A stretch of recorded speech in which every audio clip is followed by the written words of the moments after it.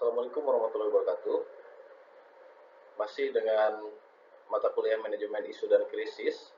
Kali ini materi tentang perencanaan manajemen isu. Oke, kita masuk ke slide ya.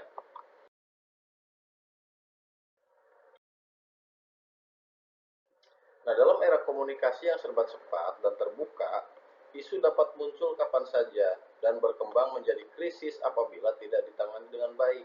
Oleh karena itu, organisasi perlu memiliki perencanaan manajemen isu yang sistematis.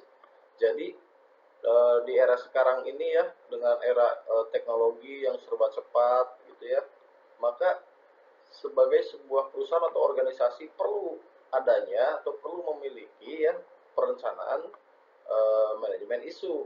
Berarti ini menjadi pembahasan yang sangat penting tentunya ya. Oke, next ya. Nah, pengertian manajemen isu ya, kita isu itu. Nah, manajemen isu adalah proses sistematis yang dilakukan untuk mengidentifikasi dan menangani isu-isu strategis yang dapat mempengaruhi kelangsungan dan citra organisasi. Gitu.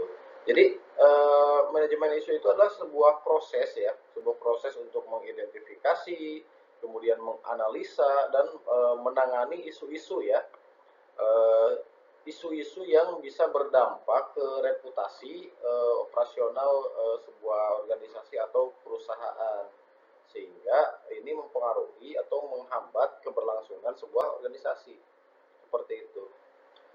Tujuannya supaya apa? Ini supaya perusahaan nggak kaget gitu ya, nggak kaget dan bisa bersiap-siap ya ketika atau kalau ada masalah atau isu yang muncul di publik.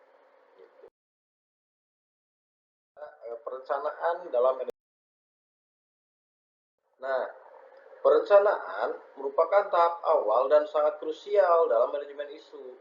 Jadi perencanaan ini meliputi apa aja? Satu, identifikasi isu potensial, kemudian pemetaan stakeholder yang terdampak, analisis risiko, dan penyusunan strategi komunikasi. Identifikasi isu potensial itu apa? Itu intinya apa ya? Nyari tahu lah ya. Kita mencari tahu masalah apa aja yang bisa muncul ke depannya, baik dari dalam maupun dari luar organisasi gitu. Contohnya misalkan sebuah perusahaan parfum ya melihat ada keluhan soal kemasan bocor misalkan. Nah, ini bisa jadi isu tuh gitu ya. Kemudian pemetaan stakeholder yang terdampak ini menentukan siapa aja yang akan terdampak oleh isu tersebut gitu ya. Contohnya yang bisa terdampak itu adalah konsumen, reseller, supplier bahkan ya, atau bahkan followers IG brandnya gitu. Terus analisis risiko berarti menganalisis atau menilai seberapa besar sih dampak isu tersebut gitu dan seberapa cepat untuk harus segera ditangani gitu. Jadi kalau kemasan bocor tadi ya dianggap membahayakan konsumen, nah ini risiko tinggi berarti harus segera ditangani gitu. Kemudian dilakukan setelah itu penyusunan strategi komunikasi. Nah, penyusunan strategi komunikasi ini adalah merancang cara menyampaikan pesan ke publik ya atau media untuk menghindari kepanikan gitu, menjaga citra dan tetap transparan.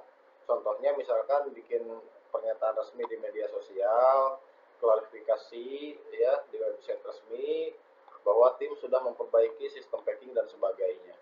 Seperti itu. Aktivitas implementasi manajemen isu. Nah, jadi aktivitas implementasi mencakup penyebaran pesan yang telah dirancang, koordinasi antar bagian dalam organisasi, pelibatan media, serta penggunaan kanal komunikasi yang efektif. Jadi aktivitas ini merupakan bagian eksekusinya gitu. Apa aja yang dilakukan saat isu benar-benar muncul gitu. Berarti kalau berbicara langkahnya ya, satu mungkin ya mengaktifkan tim untuk respon isu gitu kan. Kemudian menyebarkan informasi atau klarifikasi, menjaga komunikasi internal dan eksternal. Kemudian juga bisa menangani langsung dampaknya di lapangan gitu. Contohnya apa ya? Tim customer service misalkan ya, tim CS aktif menjawab DM konsumen yang protes. Jadi Jadi ini sambil tim produksi memperbaiki kemasan. Jadi semua tim itu terlibat untuk melakukan tindakan sesuai dengan fungsi perannya untuk menyelesaikan isu tersebut. Begitu. Lanjut, portofolio manajemen isu. Portofolio manajemen isu merupakan dokumentasi atas seluruh proses yang telah dilakukan. Portofolio ini berfungsi sebagai sumber pengetahuan organisasi dalam menghadapi isu di masa depan. Jadi, ini seperti sebuah daftar ya atau data rekam jejak semua isu yang pernah terjadi dan bagaimana cara menghadapinya. Gunanya untuk apa portofolio ini? Satu, berarti untuk bahan evaluasi, bisa juga menjadi bahan pelajaran agar tidak mengulangi kesalahan yang sama. Kemudian juga bisa dipakai juga untuk prediksi ya, prediksi isu lain gitu, isu mendatang seperti itu. Contoh tadi ya, isi kemasan yang bocor, misalkannya sebuah parfum tadi, keterlambatan pengiriman misalkan, kemudian komplain aroma yang berubah, itu semua dicatat dalam sebuah laporan. Nah, kalau disimpulkan ya, manajemen isu itu penting ya untuk melindungi reputasi perusahaan atau organisasi. Jadi perencanaan yang baik itu sama dengan ya ketika kita melakukan perencanaan manajemen isu dengan baik dan benar itu bisa mencegah kerugian yang besar. Nah, maka langkah-langkah mulai yang tadi ya identifikasi, pemetaan stakeholder, analisis risiko, hingga pada strategi komunikasi itu harus disusun dengan betul-betul matang dan implementasi harus cepat ya dan portofolio juga harus dimiliki, harus rapi, harus terdata ya. Sebuah perusahaan ketika seperti itu maka perusahaan siap menghadapi apapun ya gitu karena kita punya data gitu. Ya baik, itu yang bisa disampaikan untuk pertemuan kali ini. Mohon maaf jika ada kekurangan. Assalamualaikum warahmatullahi wabarakatuh. Terima kasih.